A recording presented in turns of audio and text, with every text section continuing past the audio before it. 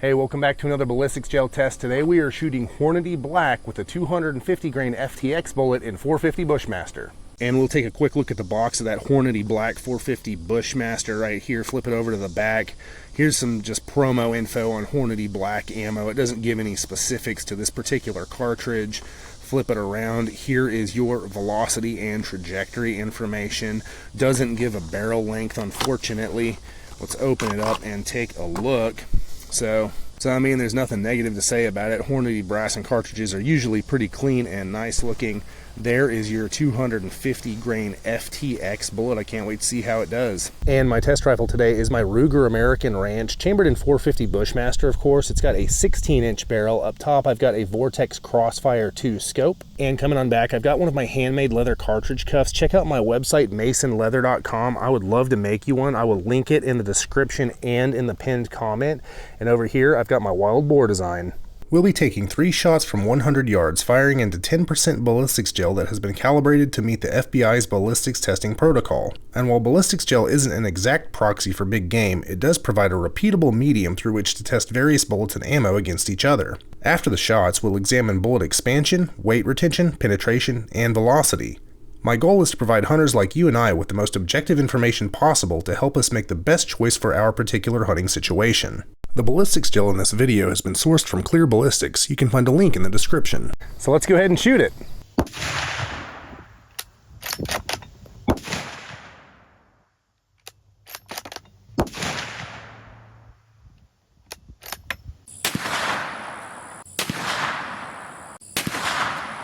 And we are down here at the blocks after shooting that Hornady Black 250 grain FTX bullet out of the 450 Bushmaster, and I have some very pleasing results. So I captured all 3 bullets. They look like they held together pretty well, and they all mushroomed pretty good too. So let's take a look at penetration. Looks like we've got 2 right at 24 inches, and then we've got 1 right at 25 inches. Very, very consistent. They also look consistent. It'll be cool to dig these out and take a look, weigh them, and all that. And moving on over to the first block, hopefully the sun is shining right through it, but yeah, let me go over to the other side here. My shadow will be in the way, but at least we'll be able to see it. So it looks like the bullets enter, they start expanding very rapidly at about the 1.5 inch mark, if not prior to that. Big old wound channel all the way back, kind of ends about the 7-inch mark. Well, this one keeps going. It's kind of hard to tell where the wound cavity kind of dies off.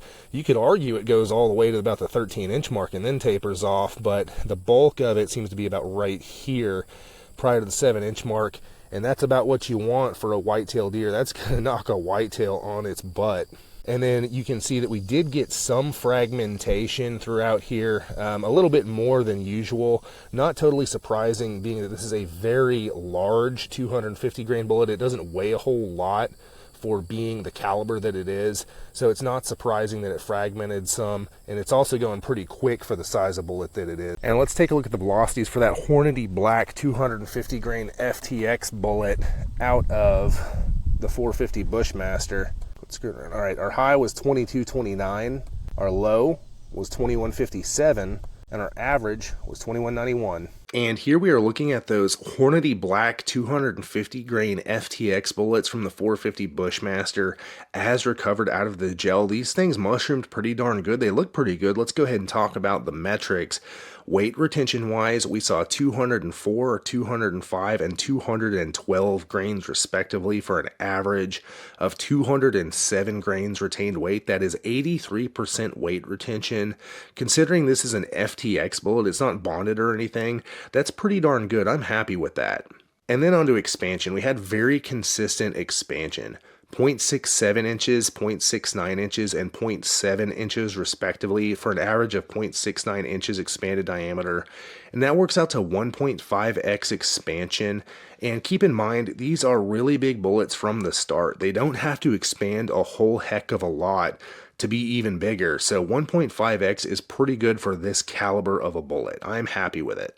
And then on to velocity. Our high velocity was 2229, our low was 2157 for an average of 2191 versus the factory build velocity of 2200 feet per second. So we were right there within spitting distance of the factory build velocity. Our high velocity was actually over it, but our average was 9 feet per second slow. So this is coming in right there at what the box says. And then on the penetration, very good and very consistent penetration. 24 inches, 24 inches, and 25 inches for an average of 24 inches of penetration. So this load really did well across the board, across all metrics. All right, y'all, time for my final thoughts on that Hornady Black 250 grain FTX load out of the 450 Bushmaster. And based on the results that I got in some other loads that I've tested in 450 Bushmaster, this is sort of the load that I'm going to be comparing everything else to because it did pretty good across the board.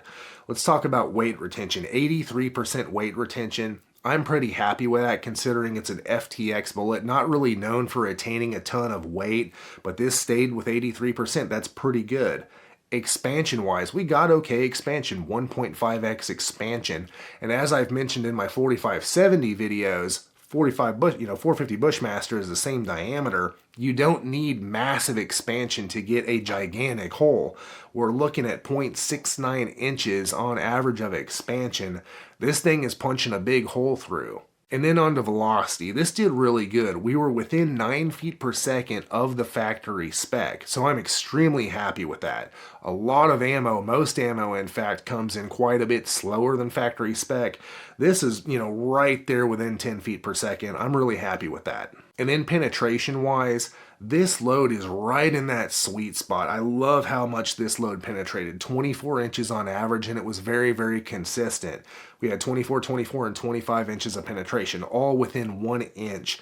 I really like that. There's a lot of really classic deer hunting loads that penetrate in that range from 270 and 30-06, which are classic deer stoppers. This is right there.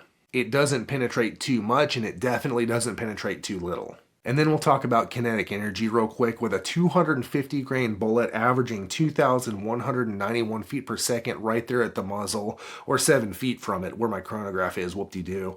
We're looking at 2,665 foot-pounds of energy at the muzzle, and that is really close to the average for a lot of 450 Bushmaster loads. It seems like they're right in that 2,600 foot-pound range, and this is right there with it. So as I said at the beginning, this is sort of the 450 Bushmaster load that I'm going to judge all the other ones by. I think this one ticked all the boxes. It did really good across the board.